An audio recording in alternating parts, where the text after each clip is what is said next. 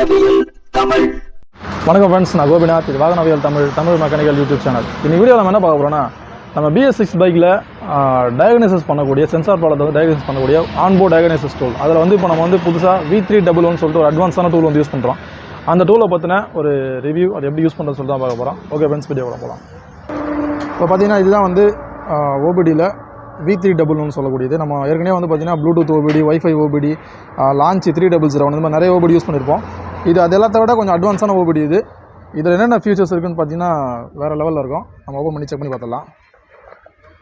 பார்த்தீங்கன்னா இது லான்ச் ஓபிடியை விட பெருசாக இருக்கும், அகலமான டிஸ்பிளே இருக்கும். அதுவும் இல்லாமல் கலர் டிஸ்பிளே. லான்ச் பார்த்தீங்கன்னா பிளாக் அண்ட் ஒயிட்டில் தான் இருக்கும். இது வந்து கலரில் இருக்கும். இப்போ நம்ம இதை வச்சு இந்த R15 V3 இந்த வண்டியில் வந்து ஸ்கேன் பண்ணி பார்க்க போகிறோம். இந்த V3 நம்மக்கிட்ட இருக்கக்கூடிய மல்டி கேபிளில் இந்த சின்ன சாக்கெட் V3 சாக்கெட் எடுத்துப்போம். இதை எடுத்து இதில் ஃபிக்ஸ் பண்ணிப்போம். ஃபிக்ஸ் பண்ணிவிட்டு இந்த ஓபிடியோட இந்த கேபிளோட இன்னொரு ரெண்டை நம்ம ஓபிடியில் இருக்கக்கூடிய அந்த 16 பின் சாக்கெட்டில் ஃபிக்ஸ் பண்ணிக்கலாம். நார்மலாக லான்ச் ஓபிடி ஃபிக்ஸ் பண்ணுற மாதிரி அதே மெத்தட் தான். ஃபிக்ஸ் பண்ண உடனே இது பார்த்திங்கன்னா ஆன் ஆகிடும். ஆன் ஆகிட்டு இந்த மாதிரி ஆப்ஷன்ஸ் பார்த்திங்கன்னா diagnosis, OBD diagnosis, data stream, DTC lookup, IM readiness, tool setup, help, இந்த மாதிரி நிறைய ஆப்ஷன் வரும். நம்ம பைக்கோட கீ ஆன் பண்ணிப்போம். கீ ஆன் பண்ணிவிட்டு கில் சுவிட்ச் ஆன் பண்ணிட்டேன். இப்போ பார்த்தீங்கன்னா நம்ம ஃபஸ்ட்டு டயக்னோசிஸில் உள்ளே போகிறோம். டயக்னோசிஸ் என்டர் பட்டன் 4 பட்டன் இருக்கும். அதில் DTC, IM, aero mark, exit, enter. நம்ம என்டர் கொடுத்தோடனே அது வந்து லோடிங் ஆகும். லோடிங் ஆகிட்டு இந்த வண்டியோட ஸ்டேட்டஸ் என்னென்னு சொல்லிட்டு நம்ம ஃபஸ்ட்லேயே வந்துடும். MIL ஸ்டேட்டஸ் ஆஃப்னு போட்டு, அதாவது மால் ஃபங்க்ஷன் இண்டிகேட்டர் லேம்ப் வந்து ஸ்டேட்டஸ் ஆஃபில் இருக்குது. ஏதாவது ஒரு சென்சார் ப்ராப்ளம் வந்து மால் ஃபங்க்ஷன் லைட் ஆனில் இருந்துச்சுன்னா இதில் வந்து ஆன்னு வரும். நம்ம அதை வச்சு இந்த வண்டியில் வந்து ஸ்மால் ஃபங்க்ஷன் இருக்கா இல்லைன்னு சொல்லி கண்டுபிடிச்சிடலாம். ரெண்டாவது DTC, ரீட்லைன்ஸ் கம்ப்ளீட்டு, இந்த மாதிரி readiness not supported 9, data stream supported 9 சென்சாரோட டேட்டா ஸ்ட்ரீம் வந்து சப்போர்ட் பண்ணுது. இக்னிஷன் டைப் வந்து ஸ்பார்க்கு, ப்ரோட்டோகால் டைப் KWP, இது மாதிரி நிறைய ஆப்ஷன் வரும். இது வந்ததுக்கப்புறம் என்ட்ரு கொடுக்கணும். என்ட்ரு கொடுத்தோன்னா அடுத்த பேஜ் ஓப்பன் ஆகும். இதில் பார்த்தீங்கன்னா read codes, erase codes, IM readiness, readiness, data stream, freeze frame, voltage test, vehicle information, இது மாதிரி நிறைய இருக்கும். நம்ம ஃபஸ்ட்டு வெஹிக்கிள் இன்ஃபர்மேஷன் பார்ப்போம். வெஹிக்கிள் இன்ஃபர்மேஷன் ஓகே கொடுத்தோன்னா இந்த வண்டியோடைய கேலிப்ரேஷன் ஐடென்டிஃபிகேஷன் சர்டிஃபிகேட்னு சொல்லுவாங்க, அது வந்துடும். அதே மாதிரி கேலிபிகேஷன் வெரிஃபிகேஷன் நம்பர், இதை வந்து மேனுஃபேக்சர் டீட்டெயில்ஸ் இதெல்லாம். சில வண்டியோட இன்ஜின் நம்பர், சேஸ் நம்பரும் வரும். சரி, ஓகே. அடுத்து வெளில வந்து வோல்டேஜ் டெஸ்ட்டு, ஃப்ரீஸ் ஃப்ரேமு. இப்போ ஏதாவது மால் ஃபங்க்ஷன் இருந்துச்சுன்னா நம்ம ரீட் கோட்ஸில் போய்ட்டு ஓகே கொடுத்தோன்னா கரண்ட் DTC ஃபால்ட்டு கோடு, பெண்டிங் ஃபால்ட்டு கோடு, பர்மனன்ட் ஃபால்ட்டு கோடுன்னு இருக்கும். இப்போ கரண்ட் ஃபால்ட்டு கோடுனா இப்போ என்ன ப்ராப்ளம் கரண்ட்டில் இருக்கோ அந்த ப்ராப்ளத்தை நம்ம ஓகே பண்ணி பார்க்கலாம். என்ட்ரு கொடுத்தோன்னா அது லோடிங் ஆகும். இந்த வண்டியில் வந்து எதுவும் ஃபால்ட் கோடு இல்லை. அதனால் வந்து this vehicle has no fault code வந்துருக்கு. அடுத்து நம்ம வந்து வெளில வந்தோன்னா பெண்டிங் ஃபால்ட்டு கோடும் பார்க்கலாம். அதுலேயும் பார்த்தீங்கன்னா the vehicle has no fault codes, இதுலேயும் எதுவும் ஃபால்ட் கோடு இல்லை. பர்மனன்ட் ஃபால்ட் கோடும் அதே மாதிரி இருக்குது. ஏன்னா இதில் எந்த ஃபால்ட்டும் இல்லை. நம்ம இருந்தாலும் ஆல்ரெடி எரேஸ் பண்ணிட்டேன். This vehicle does not support, சிலது வந்து சப்போர்ட் பண்ணாது. ஏன்னா இது வந்து காருக்கானது, காரில் வந்து சப்போர்ட் பண்ணோம், பைக்கில் சப்போர்ட் பண்ணாது. சரி, ஓகே. நெக்ஸ்ட் நம்ம இப்போ டேட்டா ஸ்ட்ரீமில் ஏதாவது மால் ஃபங்க்ஷன் இருந்துச்சுன்னா நம்ம கீழே வந்து எரேஸ் கோட்ஸில் கொடுத்து ஓகே கொடுத்துக்கலாம். டேட்டா ஸ்ட்ரீம், அடுத்து IM ரீட்லைன்ஸு, டேட்டா ஸ்ட்ரீம் தான் ரொம்ப முக்கியமானது. இதில் ஓகே கொடுத்து நம்ம உள்ளே போனோன்னா பைக்கை ஸ்டார்ட் பண்ணி விட்டுருங்க. ஸ்டார்ட் பண்ணி விட்டு இதில் வந்து view all items, view graphic ஐட்டம்ஸ்னு வரும். வியூ ஆல் ஐட்டம்ஸ் கொடுத்தோன்னா இருக்கிற எல்லா சென்சரோட டேட்டாவும் ஃபுல்லாக அதில் வந்துடும். அதை ஃபஸ்ட்டு பார்ப்போம். என்ட்ரு கொடுத்துருக்கோம். இப்போ வியூ ஆல் ஐட்டம்ஸில் லோடிங் ஆகிட்டு ஓப்பன் ஆகிடுச்சு. இப்போ இதில் வந்து fuel system 1 status, fuel system 2 status. First வந்து CLன்னு போட்டுருக்கு. CLனால் வந்து ஒர்க்கிங்கில் இருக்குன்னு அர்த்தம். கால்குலேட்டட் லோட் வேல்யூ, அதே மாதிரி engine coolant temperature 72 degree Celsius, long term fuel term bank 1 -4.7%. அடுத்து ஒரு கீழே வந்தோம்னா 4 பேஜ் இருக்குது மொத்தம். இல்லை, ஒரு பேஜாக பார்க்கலாம். இன்டேக் மேனிஃபோல்ட் அப்சர்வ் ப்ரெஷர் வந்து பார்த்திங்கன்னா 17.7 இன் ஹெச்ஜி வந்திருக்கு. இன்ஜின் RPM 1300 சம்திங் ஓடிட்டுருக்கு. வெஹிக்கிள் ஸ்பீடு, இதில் வந்து நம்ம வெஹிக்கிள் ஸ்பீடையும் பார்க்கலாம். இப்போ நான் ஃபஸ்ட் கியர் போட்டு வண்டியை மூவ் பண்ணுறேன். இது வந்து டோல் சேனல் ABS பைக்குன்றதுனால பேக் வீல் சுற்றினாலும் ஸ்பீடாமீட்டர் ஓடும். இப்போ நான் கியர் போட்டு அதை நான் ஆன் பண்ணுறேன். ஆன் பண்ணிங்கன்னா அதில் வெஹிக்கிள் ஸ்பீடு பார்த்திங்கன்னா நமக்கு 5 km/h காட்டுது. டிஜிட்டல் மீட்டரில் பார்த்தீங்கன்னா நமக்கு 5 km/h. இப்போ நான் செகண்ட் கியர் போடுறேன்.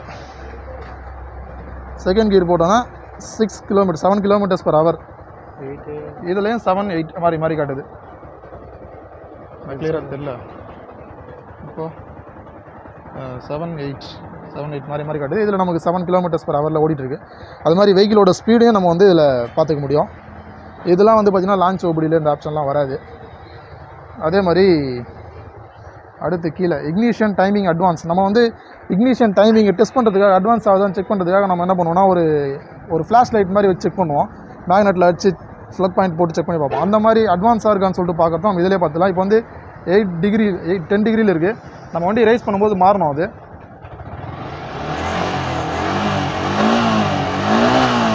ரேஸ் பண்ணும்போது 45 டிகிரி வரைக்கும் மாறுது பார்த்தீங்களா. அந்த மாதிரி அட்வான்ஸாக மாறலனாலும் இக்னிஷன் காயில் ப்ராப்ளம் இருக்குன்னு நம்ம கண்டுபிடிச்சிடலாம். அதே மாதிரி இன்டேக் ஏர் டெம்பரேச்சர் 51 டிகிரி செல்சியஸ்.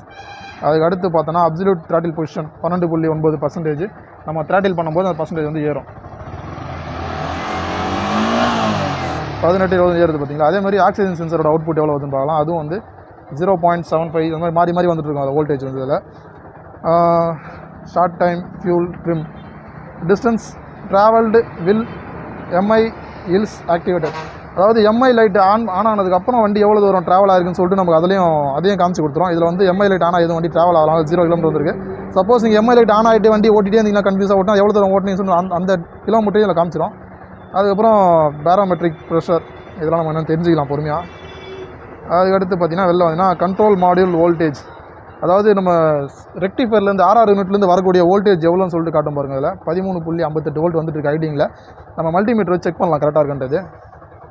இப்போ நம்ம மல்டிமீட்டரை DC 20ல் செட் பண்ணி வச்சுட்டு பேட்டரியில் பாசிட்டிவ் நெகட்டிவ் வைப்போம். இதில் எவ்வளோ வோல்டேஜ் ரீசார்ஜ் வோல்டேஜ் வருது, நம்ம ஓபிடியில் எவ்வளோ காட்டுதுன்னு நம்ம இதிலே பார்த்துக்கலாம்.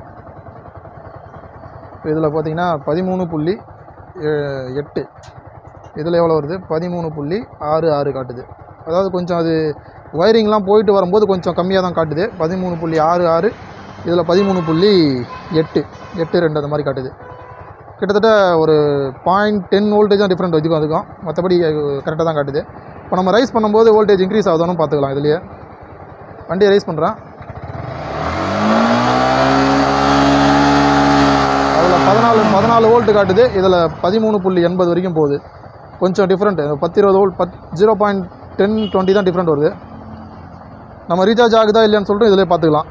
அதுக்கடுத்து ரிலேட்டிவ் த்ராட்டில் பொசிஷன் அதெல்லாம் நமக்கு தேவையில்லை. Engine run time will Mi on. அதாவது எம்ஐ லைட் ஆன் ஆனதுக்கப்புறம் இன்ஜின் எவ்வளோ நேரம் ரன் ஆகிருக்குன்னு சொல்லிட்டு காட்டும். எவ்வளோ கிலோமீட்டர் ரன் ஆகிருக்குன்னு சொல்லிட்டு நம்ம மேலே பார்த்துக்கலாம். எவ்வளோ நேரம் ரன் ஆகிருக்குன்னு சொல்லிட்டு நம்ம அதோட டேட்டாவையும் காமிச்சிடும். அதில் இது மாதிரி ஒரு வண்டியோடைய ஃபுல் எல்லாமே வந்து இதில் நம்ம தெளிவாக பார்த்துக்கலாம். அதே மாதிரி கிராஃபிக் ஆல் ஐட்டம்ஸ் பார்த்தோம். இப்போ கிராஃபிக் வியூவில் போய்ட்டு நம்ம தேவையானதை மட்டும் செலக்ட் பண்ணிக்கலாம்.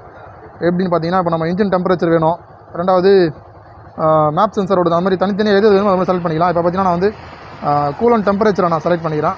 அதே மாதிரி இன்டேக் மேனிஃபோல்ட் ப்ரெஷரும் செலக்ட் பண்ணிக்கிறேன். இன்ஜின் RPM செலக்ட் பண்ணிக்கிறேன். வெஹிக்கிள் ஸ்பீடு செலக்ட் பண்ணிக்கிறேன். இப்போ பார்த்தீங்கன்னா அது 4 மட்டும் நமக்கு வந்து கிராஃப் வியூவில் வந்துடும். கிராஃப் வந்துட்டு இருக்கு பாருங்கள்.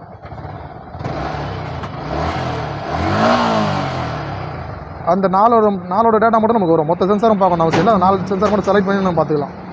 அது டேட்டா வந்துடும். இந்த மாதிரி வந்து ஒரு அட்வான்ஸான ஓபிடி இது. நல்லாயிருக்கு. நான் யூஸ் பண்ணி பார்த்த வரைக்கும் வந்து இது ஒரு அருமையாக இருக்குது. அடுத்தடுத்து நம்ம அடுத்த லெவலுக்கு போயிட்டே தான் இருக்கணும்.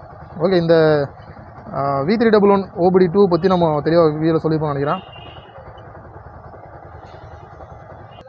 ஓகே ஃப்ரெண்ட்ஸ், வீடியோ பார்த்துருப்பீங்க. நம்ம V311 OBD பற்றி நம்ம ஒரு கிளியராக ஒரு ரிவ்யூ சொல்லியிருப்போம். கண்டிப்பாக நம்ம வீடியோ பிடிச்சா லைக் பண்ணுங்கள். வீடியோ சந்தேகம் குறைகள் தவறு இருந்தாலும் கமெண்ட்டில் சொல்லுங்கள். இந்த OBD தேவைப்படுற வாட்ஸ்அப் நம்பர் தரேன், அதில் கான்டெக்ட் பண்ணுங்கள். கண்டிப்பாக நான் வாங்கி தரேன். ஓகே ஃப்ரெண்ட்ஸ், நன்றி, வணக்கம்.